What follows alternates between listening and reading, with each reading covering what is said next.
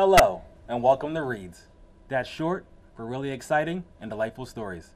And I'm your host, Nahjee Grant, and I'm a children's author. On this show, we explore children's stories and authors like you. As a matter of fact, you can appear on this show with me and read your story. You can write and illustrate a story no longer than 32 pages, and you can mail your entry to LMTV at 75 East Lancaster Avenue, Almore, PA 19003. Or you can email us at lmtv@lowermarion.org. So you could be on TV with me and read your story to everyone. Doesn't that sound exciting? Well, speaking of stories, I have a special guest with me today. Rivky Friedman from Penn Valley Elementary School is here to read her story, My Crazy Summer. And welcome, Rivky. Yeah, so welcome to this show. So we had a short story contest. Yeah. And you submitted one of your stories. Mm-hmm. And we received over 60 submissions. Wow. And you were one of our winners. And we wanted you to come on the show and read your story to everyone. But before we have you read your story, can you just tell me a little bit about how you came up with the idea for My Crazy Summer? Yeah, so actually, I was highly inspired by one of my favorite authors, Lewis Laurie. So I started a book last year, and I never really got around to finishing it. So when I saw the flyer at my local library, I was like, I want to do this, and maybe I could work on the story I started last year. And then I changed some things so I wouldn't be completely copying. And here you are. Mm-hmm. And here you are. So you shared with me right before we started that you have an interest in being an author. I do. When you're older. So this is a good start. Yeah. So I want you to, without further ado, so we can follow through on our time, I'm going to have you read your story, My Crazy Summer. My Crazy Summer by Rivky Friedman. Daddy, Mommy, come quick, I hurt my pinky toe and it's bleeding. How did it happen? Asked Mom, who had come into the playroom. I don't know, said my brother Sam. I was coloring a fire engine and the paper touched my toe and it started bleeding. Probably a paper cut, said Mom, who had come into the room. Let's get you a Band-Aid. Seriously? Who wheels their head off over a paper cut? My brother Sam. That's who. I was just about to call Daphne when the phone rang. Hi, Charlotte, said a voice. Oh, hi, Daphne, I said. I was just about to ask you if you wanted to go biking together, I called to ask the same thing, said Daphne. We giggled. I'll be at your house in a few minutes, said Daphne. Okay, I said, then hung up. We were biking around the neighborhood talking about Meredith and Sonia. I really miss them, don't you, Charlotte? Daphne said. Definitely, I answered. Both of them had gone on vacation. Sonia had gone off to California to visit her grandmother, and Meredith went to Florida. But I honestly feel their absence has brought Daphne and me closer together. I drew a picture. We biked in silence for a few minutes. All of a sudden, Daphne screamed. I looked over at her, and there she was in a tight ball on the sidewalk, clutching her ankle. I got a weird feeling in my stomach. I quickly sat down next to her.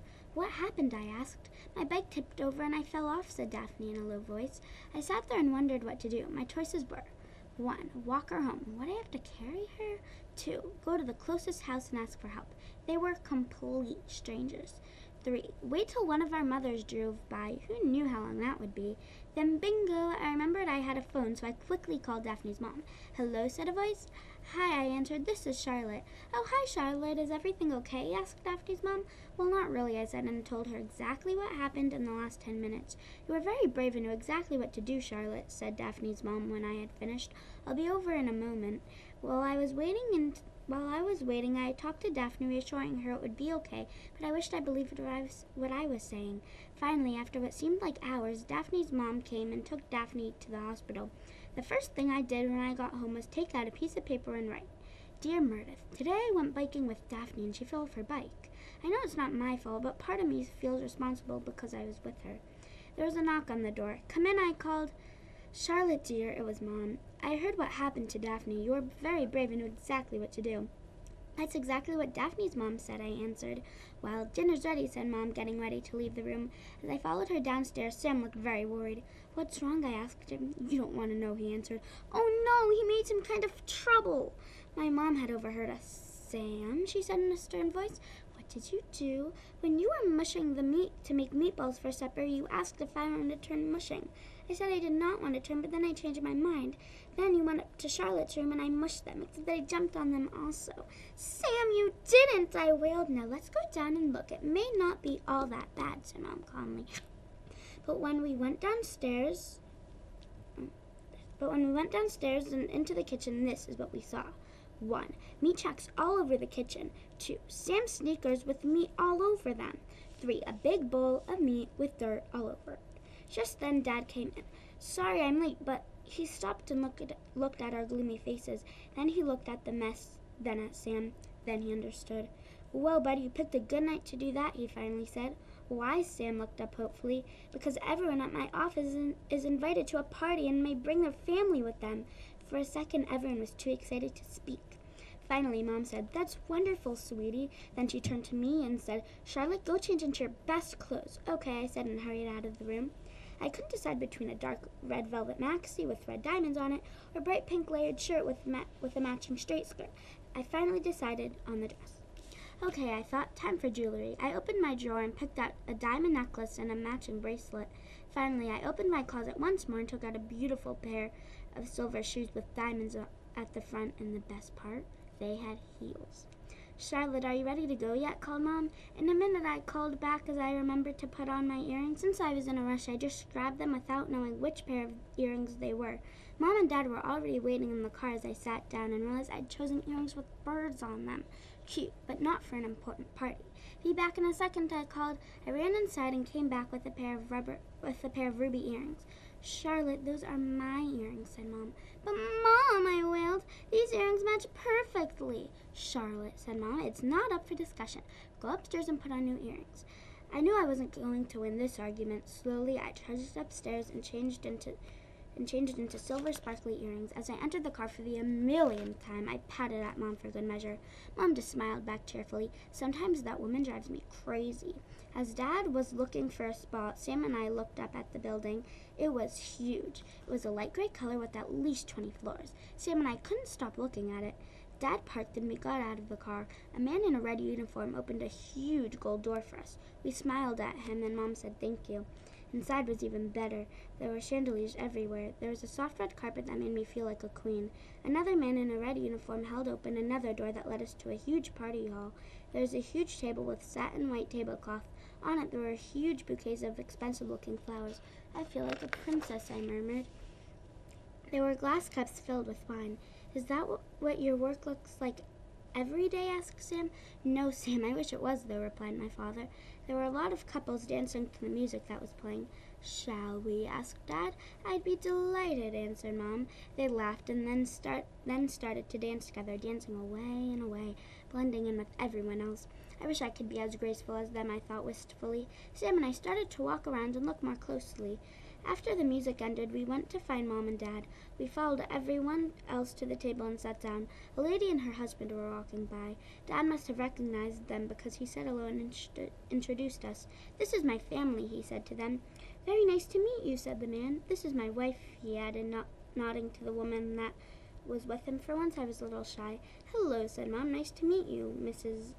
Please call me Stacy, replied the woman.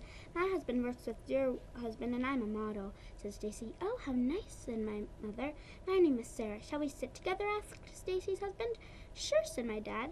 We had a delicious meal of steak, mashed potatoes, and green beans. I had found out that Stacy's husband's name was George. This turned out to be a lovely night, said Mom at the end of the meal. Yes, it was. Well, I hope to see you again, said Stacy. She and George were about to leave when Stacy looked at me and exclaimed, Oh, Charlotte, how did I not notice before? You look absolutely gorgeous in that dress. Why, you could be a model. Now, that was something I had never heard before. Oh, really? Said Mom, looking amused. I mean, Charlotte is a very pretty girl, but I don't know if she can be a model. Of course she could be a model, said Stacy. You know, the essential thing in a model is a tall girl with flawless skin and sensible style. Charlotte is all those things. Would you like to be a model, Charlotte? I looked around and saw that everyone was staring at me, waiting for an answer. except for Sam, who was sleeping. Imagine me being a model. It would be heaven.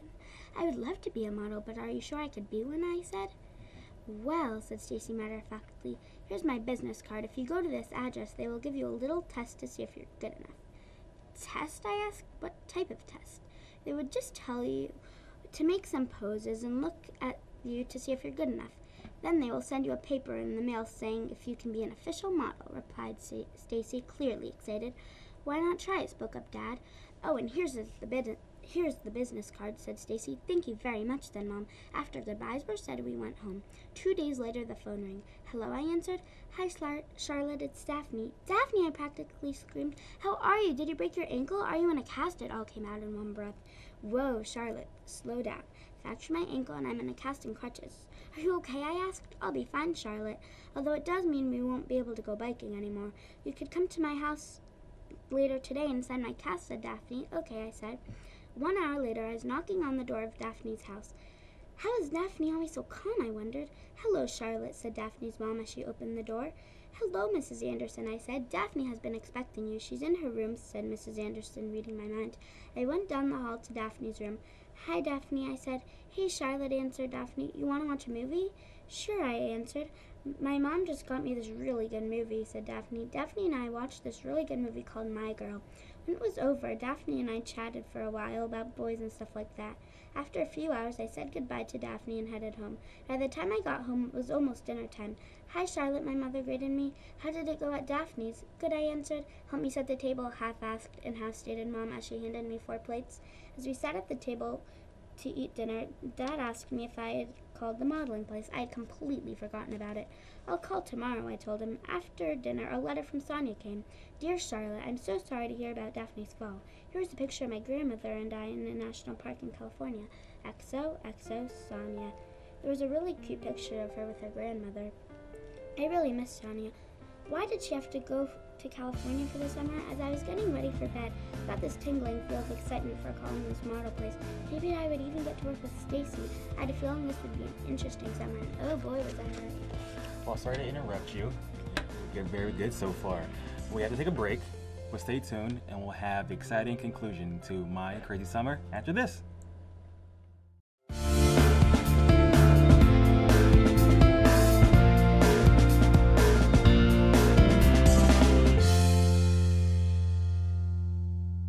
And welcome back to Reads, and that's short for really exciting and delightful stories.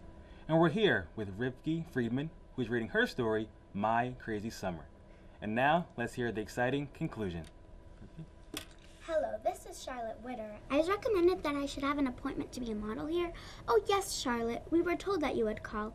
Let's see. I would be available for an appointment tomorrow from 1 to 2, said the woman. Okay, thank you. Bye, I said. Yay, I have an appointment tomorrow. Last night I forgot to write back to Sonia, so I did that today. Dear Sonia, I'm happy to hear that you are having a good time in California, though I really miss you. On Thursday, I have an appointment to be a fashion model. Daphne is home and in bed with the cast.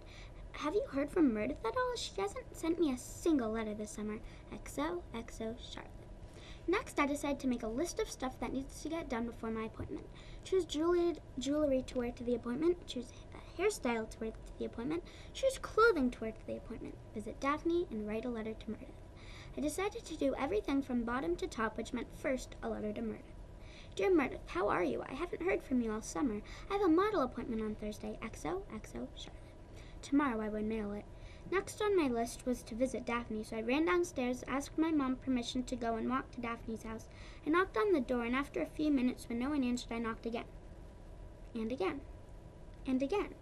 It was about 10 minutes before Daphne's dad finally answered. Hello, Charlotte, he said, not himself at all. Daphne just had a concussion. She fell off her bed. He was close to tears. I felt a big weight land right on my body, making me stagger with every step I took towards home. My mouth was dry as I choked back threatening tears. When I got home, I went to my room. I didn't even go downstairs for dinner. I just laid down in my bed, thinking and thinking. Later that night, I chose a purple and blue striped maxi skirt and a purple top with flowers on it. I wanted something dressy, but I didn't want to, overdo it. I thought what I chose was perfect. Mom, how do I look? I asked for the millionth time. nervously tugging at my skirt. "You look fine, Charlotte," my mom replied for the millionth time. I was about to enter the building where I'll have my appointment. I bravely pushed open the door.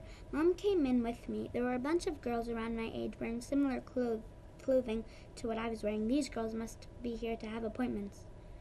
Also, unless they were already models. I waited for a few minutes before a young woman took me down a hall and into a wide room with clothing and props.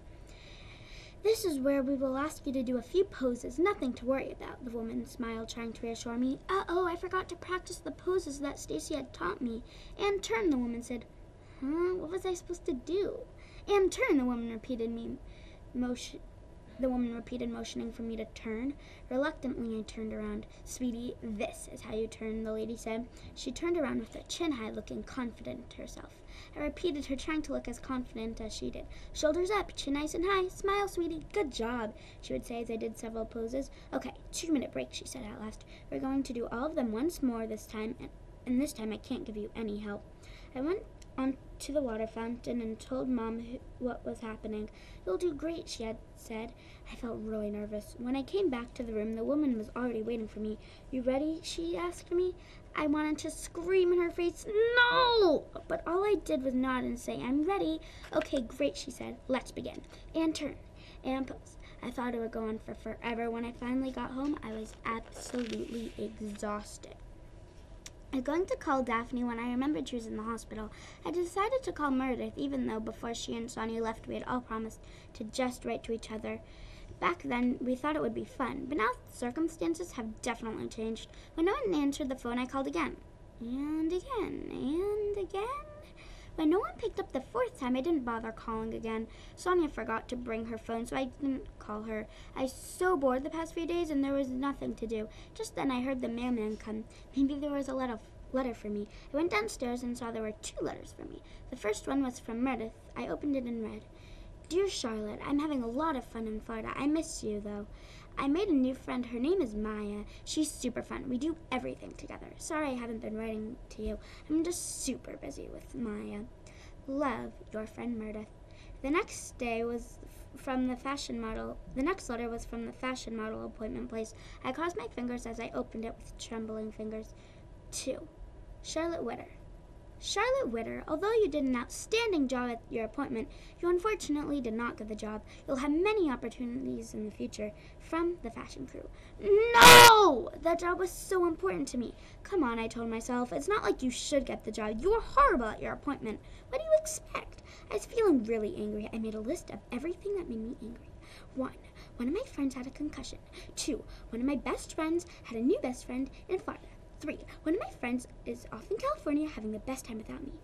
4. I did not get the model appointment and probably never will. 5. I am the most boredest person in the whole world. I ripped the list up into millions of pieces and threw them in the trash. I decided maybe taking a walk would help me cool off. I grabbed my jacket and quickly wrote a note for Mom telling her I was taking a walk. I was walking down Elm Street when 2 girls were walking past me. They were my age and they were talking and laughing as if they were best friends. They probably were best friends. That reminded me of my friends when we used to do things together. I felt a pang in my heart, causing my legs to shake. A big rock landed in my throat, making me not able to walk. My lips trembled and my eyes were wet. And that's when I lost it. I cried and ran and cried and ran. People were staring at me like I was crazy. I didn't care, though. I just kept crying and running. I ran until I didn't have the strength to run anymore. I sat down on a tree stump and realized I was at what I used to call my special place. When I was little, I would go to my special place when I was upset or needed alone time. And here I was again after all these years. You would think I wouldn't need it, but the truth is, I need it now more than ever. It was hard to admit, but the truth is the truth. The last thing I remember doing is crying before I fell asleep, resting against the tree stump. I woke up to voices crying out, "Charlotte! Charlotte, where are you?" All of a sudden, I remembered what had happened the night before. Part of me wanted to shout, "I'm here, I'm fine," and be the center of attention. But part of me wanted to stay in my special place. I felt like I wasn't ready to face the world again. Plus, I felt like I just found an old friend and I wanted to spend time with it. In the end, I decided to stay in my special place. Besides, I thought, my parents will find me eventually.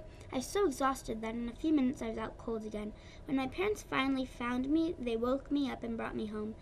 As soon as we got home, my parents started showering me with questions and comments. Where were you? Were you lost? You poor little thing, you must be exhausted. Imagine spending the night on a tree stump. Were you scared? Why did you run away in the first place? When they finally got the full story from me, I went up to bed to sleep some more. When I woke up later that day, Mom came in my room and told me Daphne had called. Of course, I called back right away. When Daphne answered the phone, she sounded healthy, not at all like someone who just had a concussion. Hi, Charlotte, how are you? Asked Daphne. I'm fine, how are you? I answered. I'm feeling better. Way better, and the doctor said that I'm fine, but I should be careful. Now all I have is a broken leg, said Daphne. Oh, well, that's good news. I heard you ran away overnight. Why? Said Daphne. I don't really want to talk about it, I said stiffly. Daphne got the message and quickly changed the subject. You know, she said, did you hear about Meredith's new best friend, she asked. We came up with a plan to get back at Meredith. It felt good to be able to talk to Daphne again. I decided to write a letter to Meredith. It was step 1 of our plan. Dear Meredith, Maya sounds really cool. Daphne and I decided to become best friends today. We've been doing everything together. She got a concussion, as you may heard, but she's okay now. XOXO, Charlotte. I hope that wasn't too aggressive, but it was part of the plan. I went downstairs and had a hot meal. Charlotte, I have a letter from Sonia for you, said Mom as she handed me an envelope. I quickly opened it up and read, Dear Charlotte, I'm leaving California tomorrow. I'm really going to miss my grandmother, of course, but I'm so excited to see you and Daphne. Did you hear about Meredith's new best friend, Maya? I'm so mad at her. XOXO, Sonia. I decided to let Sonia in on our plan, so I told her about it in my letter. Dear Sonia, Daphne and I heard about Maya, and we came up with a plan. We both wrote to her saying how we decided to become best friends. We're hoping that Meredith will get the message and stop talking about Maya so much. If you want, you can pretend that you're also best friends with Daphne and I. XOXO, Charlotte. P.S. I am so excited that you're coming home soon. I called Daphne and told her Sonia was included in the plan. Perfect, was all she said, and that was all she needed to say. 5 days later, I was at the airport with Daphne in a wheelchair because it's too hard to go to the airport on crutches, and her parents. Flight 45 has landed, boomed the loudspeaker. Daphne and I squealed. That's Sonia's flight. We ran ahead of Daphne's parents to the gates, me pushing Daphne in her wheelchair. A few minutes later, we saw Sonia. She ran over to us and we hugged and squealed and squealed and hugged and hugged and squealed. How are you? I finally managed to say. I'm good, and I brought a friend along with me. Meredith. It couldn't be, but she was there. Meredith? Daphne stammered. I thought you were supposed to be in Florida for another 2 weeks, I stammered. I thought you were supposed to be... I know, she said, but I got your message. And Kelly, Meredith's older sister, was anyway flying to California, so I flew with her. And then, finished Sonia, Meredith flew back here with my family. There was a silence. Then me and Daphne both said together, We're so sorry. No, I'm sorry, said Meredith. I should have realized that hanging out with Maya would make you upset. The way Meredith put it sounded kind of silly.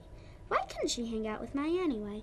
Eventually, Daphne's parents got us into the car, and we headed to Sonia's house. After we dropped them off, Meredith suddenly shouted, Oh no! Where am I going to stay till my parents come home? Now that was a problem. It's okay, Meredith, you can stay at my house. Are you sure? Asked Meredith. Of course, I said. I feel really bad that you left Florida early because of me. Daphne and Sonia made a big deal out of you having a friend. Don't feel bad, said Meredith, and for the next 2 weeks, Meredith stayed at my house. Come on, Charlotte, said Meredith. The worst thing that can happen is you don't get the job. Meredith was trying to convince me to go to another model appointment. I'm scared if I don't get the job again, it will be so humiliating, I protested. But imagine if you do get the job, answered Meredith. Fine, I'll call them, I said. I reached for the phone as I dialed their number. I felt kind of excited. Hello, I said. This is Charlotte Witter. I was calling to see if I could have an appointment. Charlotte, is that you, I heard? I heard you didn't get the job before, and I was hoping you'd call again, said a voice. At first I was confused, then I knew who it was. Stacy, I said. Yes, Stacy answered. I would like to do your appointment myself this time. Does 3:30 on Thursday work? Yes, I said. Would you mind if I brought along some company? Not at all, Charlotte answered Stacy, and I winked at Meredith. The next few days I worked harder than ever doing poses, but I didn't mind. I was doing it with my friends. As long as we worked together, it was fun. Daphne was out of her cast, and Sonia and Meredith were back. I had a feeling with her 3 best friends by her side, it will be hard not to get the job. And even if I didn't get the job, my friends will be there to help me get over it. I feel older and more mature than the beginning of the summer. The whole summer has been an adventure with important lessons learned along the way. The most important lessons are: 1, your friends will always be with you no matter how far away they are. That wouldn't have made sense to me before, but it was clear as day to me now. 2, never give up. Sure, there were hard parts of the summer, but in the end, I kept going, and look where I am now. This has truly been the most unforgettable summer of my life. That's the end. The end. The end. Thank you for sharing your story. When you submitted this story, we all enjoyed reading it. And I love the emotion and passion that you have for reading the story as well. All right, it was great to speak with you, Rivky. Thank you. How would you like to read your story with me right here on TV? You can write and illustrate a story no longer than 32 pages, and you can send it to LMTV at 75 East Lancaster Avenue, Ulmer, PA 19003. Or you can email us at lmtv@lowermerion.org. You can be on TV with me and read your story to everyone, just like Rivky here. And doesn't that sound exciting? Until next time, keep writing and reading really exciting and delightful stories.